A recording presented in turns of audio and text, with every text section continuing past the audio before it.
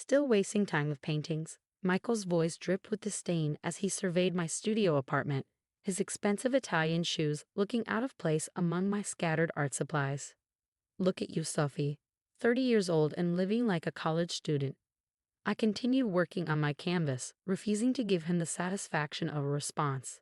The afternoon light filtered through my paint-splattered windows, casting a warm glow on the cityscape I was creating. Dad's worried about you, he continued, picking up a brush with two fingers like it might contaminate him. We all are. The Anderson name means something in this city. You can't keep playing around with watercolors forever. The Anderson name. Our father's real estate empire stretched across 3 states, with Michael as the crowned prince ready to take over. Meanwhile, I was the family embarrassment, the daughter who chose art over economics. I'm not playing, Michael, I finally said, setting down my brush. This is my career. He laughed, the sound echoing off my bare walls. Career? You haven't sold a piece in months. Even that little gallery in Brooklyn dropped you. The reminder stung. Harrison Gallery had indeed terminated my contract last month, but not for the reasons my family assumed.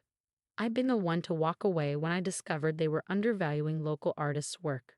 Why are you really here? I asked, wiping my hands on my paint-stained apron.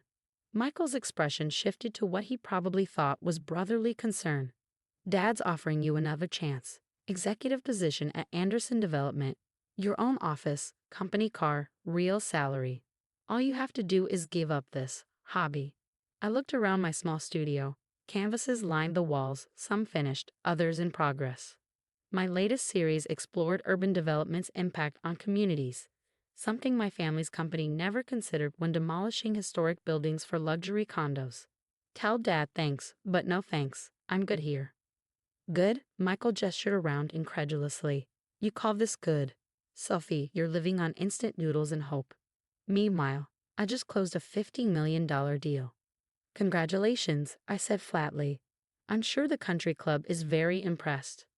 His face hardened. You know what? Fine. Keep pretending you're some tortured artist, but don't come crying to us when you can't make rent. After he left, I sat on my paint-splattered stool, his words echoing in my mind. The truth was, I hadn't told my family about the changes in my life. They didn't know about the meetings I'd been having, the plans I'd set in motion. My phone buzzed. A text from Maya, my best friend since art school. Just heard about the Harrison thing. You okay? I smiled, typing back, better than okay. Meeting with investors tomorrow. Still want in. Her response was immediate. Hell yes. The art world won't know what hit it. 6 months earlier, I'd started noticing a disturbing pattern in New York's gallery scene. Small galleries were being bought out by large corporations, artists were being exploited, and authentic voices were being silenced in favor of mass-market appeal. That's when the idea hit me. What if there was a gallery chain that actually supported artists? One that offered fair commissions, promoted diverse voices, and helped build communities around art? I spent months developing the business plan, using skills I'd learned growing up in a business-focused family, skills they never realized I'd absorbed. Maya, who'd gone on to get her MBA while maintaining her art practice, helped refine the numbers. The next morning, I stood before a panel of investors in a borrowed suit, my hands still faintly stained with paint. Ms. Anderson, the lead investor, leaned forward. Your proposal is intriguing. A chain of galleries focused on artist advocacy and community engagement. But why should we trust an artist to run a multi-million-dollar business? I met his gaze steadily, because I understand both worlds. I know what artists need to thrive, and thanks to my family background, I know how to make it profitable. The current gallery model is broken. I can fix it. 2 hours later, I walked out with initial funding of $10 million. My hands shook as I called Maya. They're in, I breathed. All of them. Maya screamed so loud I had to hold the phone away from my ear. I told you. When do we start? Immediately. Start contacting the galleries on our list. And Maya? Not a word to my family. Not yet. Over the next year, I worked in secret. Through a series of shell companies, I began acquiring struggling galleries across the city. Each one was rebranded under the umbrella of Phoenix Art Collective, a name chosen because it represented rising from the ashes of a broken system. The changes were subtle at first. Higher commission rates for artists, community workshops, partnerships with local schools. But soon, word spread in the art community. Phoenix galleries became known as places where artists were treated fairly and art was accessible to everyone. I moved out of my studio apartment into a modest two-bedroom, converting one room into an office. My family assumed I'd finally started selling enough paintings to afford it.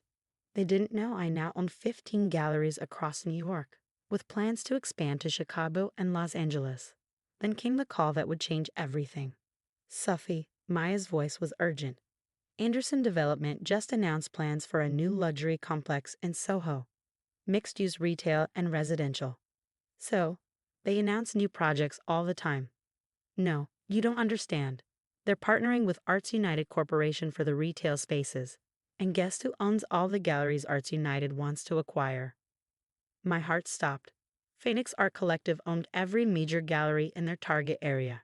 They can't proceed without our approval, I said slowly, realization dawning. Nope. I could hear Maya's grin through the phone. Your brother's $50 million deal. It's worthless without your signature. That night, I received an email from Anderson Development's legal team, requesting a meeting with Phoenix Art Collective's CEO. They didn't know that the mysterious owner they needed to negotiate with was the same person they'd dismissed as a failed artist. I poured myself a glass of wine, studying the email. After years of condescension and dismissal, my family was about to discover exactly what I built while they were busy mocking my choices. The meeting was scheduled for next week. I had 7 days to prepare for the moment my family would realize that the daughter they'd written off as a dreamer now held the key to their biggest deal of the year. I picked up my phone to text Maya, "Clear your schedule. It's time for the Andersons to meet Phoenix." The Anderson Development Conference Room hadn't changed in the 10 years since I'd last been there.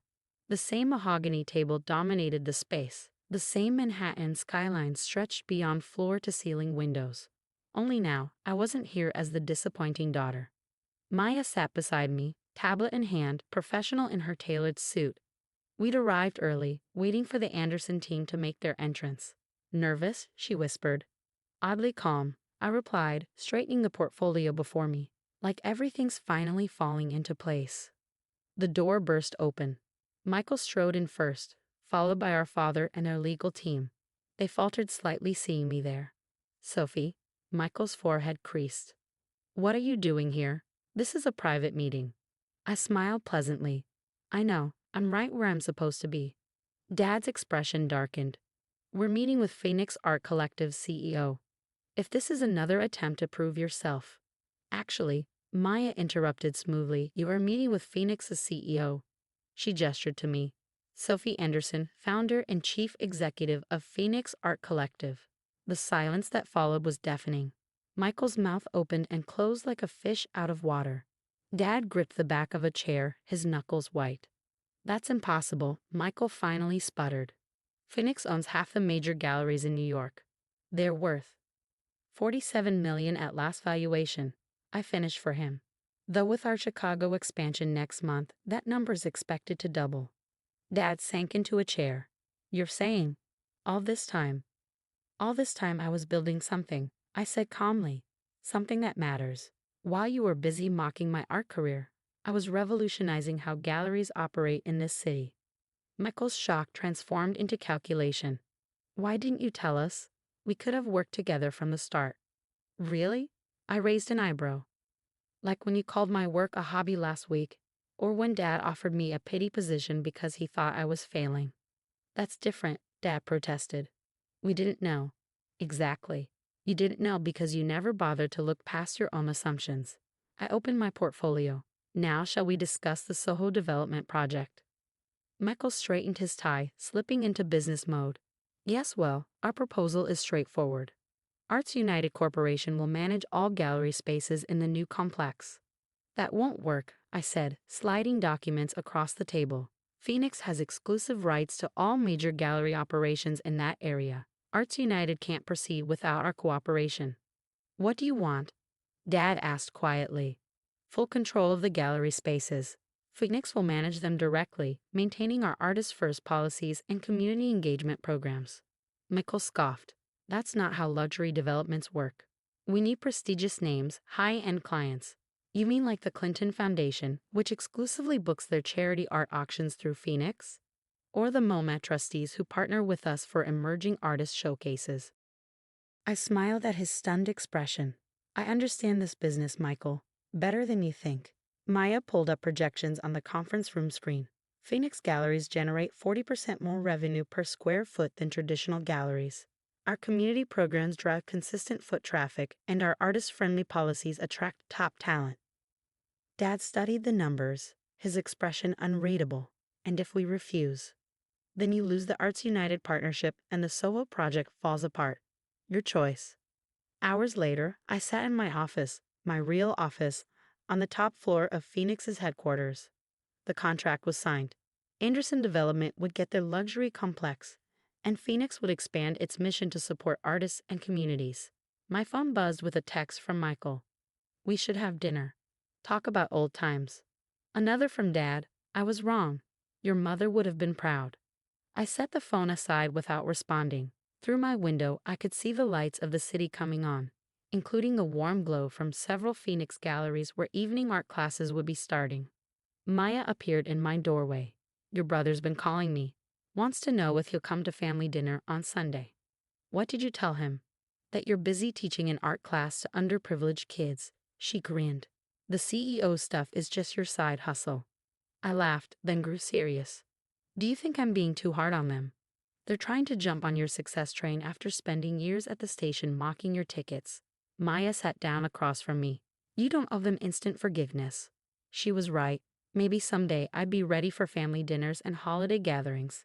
Maybe someday they truly understand that success isn't just about profit margins and prestigious names. But for now, I had a different family, the artists who found homes in our galleries, the communities we supported, the students who discovered their creativity in our workshops. I built something meaningful, something that would last. My phone buzzed again. A photo from one of our galleries, a young artist selling her first painting, her face glowing with joy. This was why I created Phoenix. Not to prove my family wrong, but to prove that art could thrive when given the right support. I picked up my brushes from my desk drawer. Even as CEO, I still painted every day, usually late at night when the office was quiet. Tonight's canvas waited on an easel by the window, a piece about transformation, about rising above others' expectations. A text from Maya. You showed them what a failed artist can do. I smiled, mixing colors on my palette. Success, I'd learned, wasn't about proving others wrong. It was about proving yourself right. As I began to paint, I thought about the long journey from that small studio apartment to this moment. My family had wanted me to give up art for business, never realizing I could excel at both. They'd seen art as a hobby, while I'd seen it as a revolution waiting to happen. Tomorrow, I would review expansion plans, meet with artists, and continue building the company that was changing the art world. But tonight, I was just an artist with a canvas, creating something new. And that despite what my family had always thought was worth everything.